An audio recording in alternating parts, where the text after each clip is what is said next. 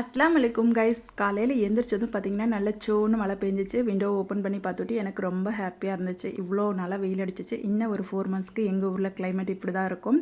So window open பண்ணிவிட்டு நல்லா தண்ணி குடிச்சிட்டு கிச்சனுக்கு பாத்திரத்தை தான் எடுத்து வைக்க போகிறேன். நைட் கழுவி வச்ச பாத்திரம்லாம் பார்க்குறதுக்கு நல்லா பளபளன்னு இருக்கு இல்லையா? பாத்திரம் மட்டும் பளபளன்னு இருந்தால் பத்தாது, நம்மளுடைய பாத்திரம் கழுவுற கைகளும் பளபளன்னு இருக்கணுங்கிறதுக்காக ஒரு சின்ன டிப்ஸ் சொல்கிறேன், ஃபாலோ பண்ணி பாருங்கள்.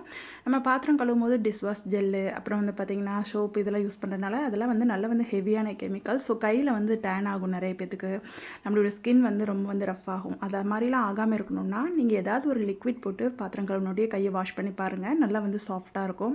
ஸ்கின்னு டேன் இல்லாமல் இருக்கும். இப்போ வெளியே போய் மழையில் நினைஞ்சிக்கிட்டே பால் பாக்கெட் எடுத்துகிட்டு நல்ல ஸ்ட்ராங்காக ஹாட்டாக ஒரு காஃபி தான் குடிக்க போகிறேன். வெளியே சூப்பராக மழை பெய்யுது. ஹாட்டாக காஃபி இந்த மாதிரி கிளைமேட்டில் இப்படி ஸ்ட்ராங்காக காஃபி குடிக்க எனக்கு ரொம்ப பிடிக்கும். யாருக்கெல்லாம் பிடிக்கும் அப்படிங்கிறத கமெண்ட்ஸில் ஷேர் பண்ணுங்கள். நாளைக்கு பார்க்கலாம். Bye guys.